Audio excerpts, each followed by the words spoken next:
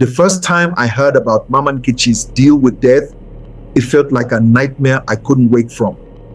I still remember how the whispers began, soft, hushed tones at the village square, elders shaking their heads, women muttering under their breath. But I'm getting ahead of myself. Let me take you to the beginning of the story. The night Mama Nkechi unknowingly invited death into her life. It all started because life was cruel to her. Mama Nkechi was a widow, and her only son, Chibuzo, was just 10 years old. Her husband had died suddenly, leaving her with no land of her own, no steady income, and the weight of raising a child in a world that didn't care about her struggles. Every day was a fight, fetching water from the faraway stream, struggling to grow crops on borrowed land, and enduring the pitying looks of neighbors who didn't have enough to share but couldn't bear to ignore her. One evening, after an especially hard day, Mama Nkechi sat outside her small mud hut. The night was quiet, the air heavy with the scent of wet earth from the rain earlier. Chibuzo was asleep inside, his tiny body curled up on a straw mat. She stared at the sky, her heart heavy with despair. "I'm tired," she muttered to herself. Her voice was shaky, barely audible. "Every day I fight and fight, but nothing gets better. Why can't I rest?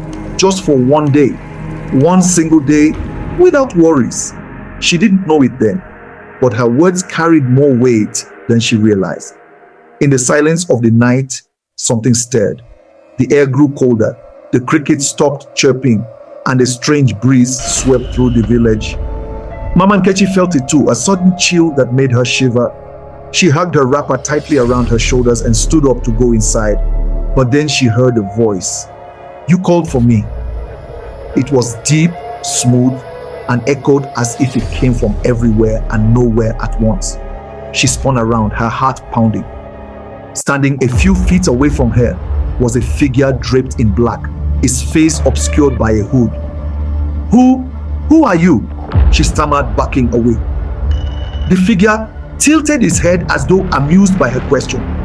"I am the rest you seek. I am the one who answers when people are tired of life." Mama Nkechi's breath caught in her throat. "Are you death?" "Yes," the figure replied simply. Her legs trembled and she sank to the ground. "I didn't mean... I wasn't. You did call," Death said, "and I have come. But I am not unkind, Mama Nkechi. I am willing to offer you what you asked for." "What did I ask for?" she whispered. "Rest," Death said, stepping closer. "A day without your burdens. I can grant it to you, but for a price." Mama Nkechi stared at the ground, her mind racing. She thought of Chibuzo, of how much she loved him, of how much she had sacrificed just to keep him alive. She wasn't ready to leave him.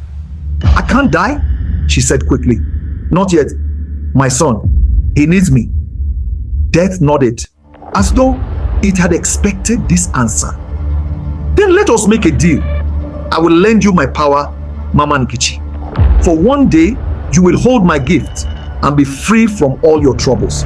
But when that day is over, you must return what you borrowed and accept the consequences." "What consequences?" she asked, her voice barely audible. "You will know when the time comes," Death said. She hesitated, fear and desperation warring inside her. But the thought of one day, just one day without pain, without hunger, without struggle, was too tempting. "I accept," she whispered.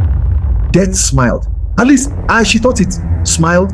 Then it extended a long, bony hand, holding out a small wooden figurine carved in the shape of a human.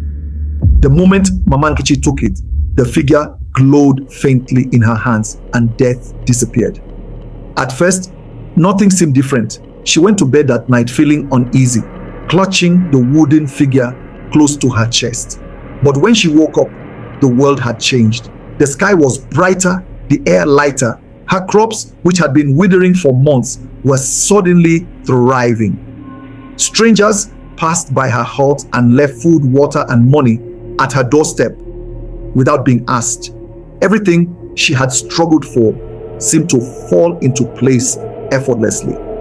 For the first time in years, Mama Nkechi smiled, but then as the day wore on, she began to notice things. A neighbor's goat collapsed in the middle of the road. A woman fell ill suddenly and was rushed to the herbalist. By evening, the entire village was buzzing with news of unexpected deaths. Then, a woman carrying firewood stumbled and fell, her neck at an unnatural angle. By mid-afternoon, 3 more people had died, each death sudden and unexplained. The villagers began to murmur. This is not normal, they said. Something evil is at work. Mama Nkechi knew the truth. Each death sent a shiver through the figurine in her hand, like it was feeding off the lives it took. By evening, the entire village was in chaos. The elders called a meeting in the square, their voices filled with fear and anger. This is not ordinary death, Baba Ifeanyi, the oldest man in the village, declared. Something has been unleashed. We must find the source. Mama Nkechi stayed in the shadows, clutching the figurine tightly. She couldn't tell them the truth. They would never forgive her. As the sun began to set, death returned. It is time, it said, appearing in her heart like a shadow slipping through the cracks. Return what you borrowed. Mama Nkechi shook her head, tears streaming down her face. I can't, she whispered. Not yet. My son, he needs me. You made a deal, Death said, its voice cold and unyielding. If you do not return it, the burden will remain with you forever. You will bring death to everyone around you. I'll leave, she said desperately. I'll go far away where no one knows me. Running will not save you, Death said. But Mama Nkechi didn't listen. She grabbed Chibuzo and fled into the night, the figurine clutched tightly in her hand. The journey was grueling. They traveled through dense forests, across rivers, and into distant villages. But no matter where they went, the deaths followed. People dropped dead in the streets, their faces twisted in fear.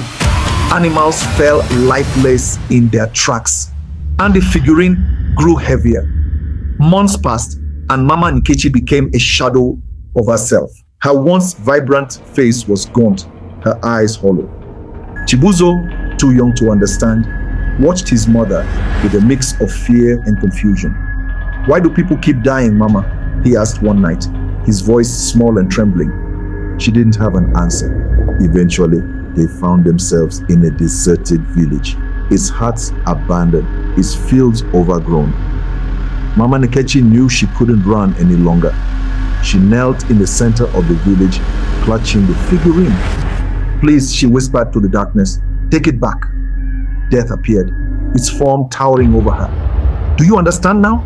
It asked. Yes, she said, her voice breaking. I was selfish. I thought I could escape my pain, but all I did was pass it to others. Death extended his hand. Then return what you borrowed. With trembling hands, she placed the figurine in Death's palm. The moment she let go, a wave of cold washed over her, and she collapsed to the ground. When she woke, Chibuzo was kneeling beside her, his face wet with tears. She reached out and touched his cheek, her heart heavy with guilt. Is it over? He asked. Mama Nkechi nodded, though she wasn't sure. Somewhere in the distance, she thought she saw Death watching her, his hood tilted as if in silent judgment. She had borrowed death and paid the price.